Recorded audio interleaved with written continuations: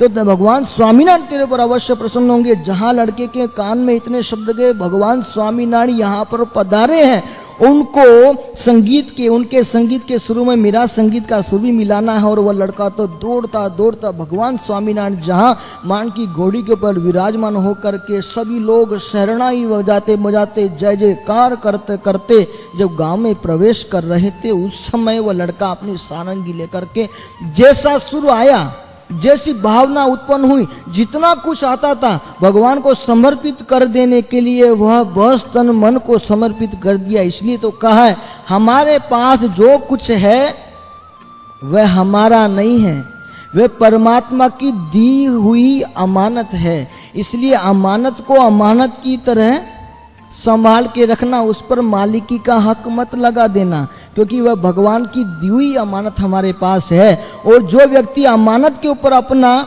मालिकी का अधिकार लगा देता है तो उसको कहीं ना कहीं धोखा खाना पड़ता है। धोखा, दो प्रकार का धोखा, गुजराती धोखा और हिंदी धोखा। इसलिए भगवान स्वामीनारायण के अपने भाव गदगदित होकर अपने भाव पुष्पांजलि समर्पित करने, लड़का बजाने लगा, इतना बजाया कि भगवान स्वामीनारायण जिन सुरों को सुनने के लिए वहां पधारे थे, भगवान स्वामीनारायण के कान में वह सारंगी के सुर पहुंच गए।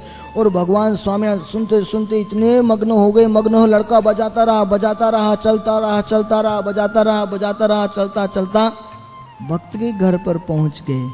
और भक्त के घर पहुंचे भगवान स्वामीनारायण सुंदर सिंहासन के ऊपर, स्वर्ण रत्न जड़ित सिंहासन था, उस सिंहासन पे भगवान स्वामीनारायण बैठे। और बैठने के बाद सुंदर ज्ञान की वर्षा करने लगे। सभी भक्त लोग भगवान को देख करके इतने आवाहित हो गए, इतने भगवान में मग्न हो गए कि सभी की नजर भगवान के ऊपर है। उतना में भगवान की नजर कहाँ गई? सबकी नजर कहाँ है? भगवान के ऊपर। तो भगवान की नजर कहाँ है? कोने में बैठा वह भाट का लड़का जो सारंगी के सुर द्वारा भगवान को प्रार्थना करता था, उस लड़के के ऊपर भगवान की दृष्टि गई। और सभी को विचार हुआ कि हम सब भगवान को देख रहे हैं और भगवान की नजर कहाँ है?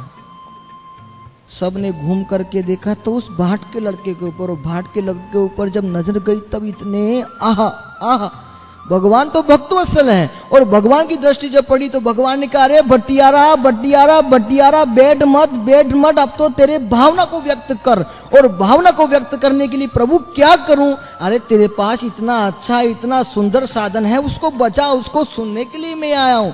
और भगवान को सुनाने के लिए इतना मग्न होकर के सुनाने लगा, जोर जोर से तान के सुर भरने लगा। और सुर भरते भरते भगवान आहा करते करते भगवान इतने खुश हो गए कि अपने गले में रहे हुए सभी सोने चांदी मोती के हार एक एक करके उस लड़के के ऊपर फेंकने लगे। लड़के का ध्यान उस पे नहीं है, वह तो बजाने में मग्न है, भगवान को प्रसन्न करने में मग्न है, भगवान को प्रार्थना करने में मग्न है। और भगवान एक के बाद एक करके सब कुछ देने लगे। और जब सब कुछ देने लगे तो इधर उनको चिंता हुई, सुरा खाचर को। भगवान तो भाई दीन दयालु है, भक्त वत्सल है, अब इतने दयालु हो जाएंगे, एक एक करके सब कुछ समर्पित कर दिया। अरे 2000 रुपए का जरियानी जामा भगवान स्वामीनारायण ने पहन रखा था, वह जामा भी भगवान समर्पित करने जा रहे थे। उतने में भगवान के भक्त सुरा खाचर को चिंता हुई, अरे ये तो सब कुछ। अरे सोमला खाचर को बोला, सोमला जाग, अरे क्या हुआ? अरे देख तो सही, एक के बाद जितने भी आभूषण थे एक के बाद उसके ऊपर डालने जा रहे हैं। अरे भाई वह तो बजा रहा है, ये देते जा रहे हैं। अरे अभी कहीं ऐसा नंबर नहीं है, हमारी जितनी भी घोड़ियां हैं सब एक एक करके सब ले जाएंगे। अरे तू कुछ कर। क्या करूं? अपनी जितनी भी गुड़साल में जितनी भी घोड़ियां हैं सब खोल दे। भगवान की दृष्टि बालक पे, बालक की दृष्टि भगवान पे, संगीत बजा रहा है और सब दोनों एक तान हो गए। उतने में सुरा खाचर के कहने पर सोमला खाचर ने घोड़साल में से सभी घोड़ियां छोड़ी और घोड़ियां हनहनाट करती सभी मार्ग में आ गई। और जहां चिल्लाने लगी, दौड़ने लगी, भागने लगी, उतने में भगवान की और बालक की वृत्ति टूटी। और भगवान ने कहा, कहीं ना कहीं यह सुरा खाचर की चाल है, तरकीब है। इसलिए भगवान स्वामीनारायण ने उसे बुलाया और बुला करके कहा, बालक तूने आज मुझे प्रसन्न कर दिया, तुझे जो मांगना है मांग लीजिए। तब बालक ने कहा, प्रभु मुझे कुछ नहीं चाहिए, बस अभी संसार से मुझे वैराग्य हो चुका है, अब तो मैं आपके साथ चलने को तैयार हूं। और जहां इतना कहा तो भगवान ने धीरे से बुलाया और कान में कुछ शब्द कहे और भगवान चले गए। उस गांव से गढ़पुर जाने लगे। लड़कों को, हम भक्तों को हुआ कि भगवान के पास वो आया, मांगने के लिए कहा तो कुछ कहा नहीं, और कान में कुछ कहा और वो उधर चले गया, इधर चले गए। भगवान को कहा सुराकाच ने कि महाराज महाराज महाराज, आज तो आप सब कुछ ही दे देते थे, आज तो मैंने रोक लिया आप, लेकिन प्रभु एक बात समझ में नहीं आई। आपने मांगने के लिए कहा, उसने कुछ मांगा और आपने जाकर के कान में कुछ कहा, वह अपने मार्ग पे आपने ऐसा क्या कहा? उस छोटे से बालक में ऐसा क्या था जो आपको प्रसन्न करने के लिए सारंगी बजाता था? तब भगवान स्वामीनारायण ने कहा, अरे आपको पता नहीं कितने ही वर्षों पहले हमने स्वरूपानंद स्वामी को स्वर्ग लोक में भेजा था समाधि करा के। और जब स्वरूपानंद स्वामी को समाधि करा के स्वर्ग लोक में जब हमने भेजा तो स्वर्ग लोक में एक गांधर्व जो सारंगी का सुर इंद्र देवता को प्रसन्न करने के लिए जोर जोर से मस्त होकर बजा रहा था। तब स्वरूपानंद स्वामी ने उस गंधर्व को कहा, अरे गांधर्व, इंद्र के सामने बजाने से तुझे कुछ भी नहीं मिलने वाला, अगर तुझे बजाना है तो भगवान स्वामीनारायण अभी पृथ्वी के ऊपर प्रकट है, प्रकट भगवान के आगे तू आकर के बजा तो तेरी बजाई हुई सारंगी की कुछ फलश्रुति होगी और कुछ तेरा सार्थक होगा। इंद्र के आगे बजाएगा तो कुछ देने वाला नहीं है, वहां सब कुछ देने वाला प्रकट हो चुका है, उसके आगे बजा। और गांधर्व ने फिर इस भाट के लड़के के रूप में जन्म लिया और वहां पे तपश्चर्या करके बजाने लगा। और भगवान स्वामीनारायण उसकी प्रार्थना सुनते सुनते वहां पहुंचे और वहां पहुंच करके उसको दर्शन दिया। और दर्शन देकर के कान में क्या कहा?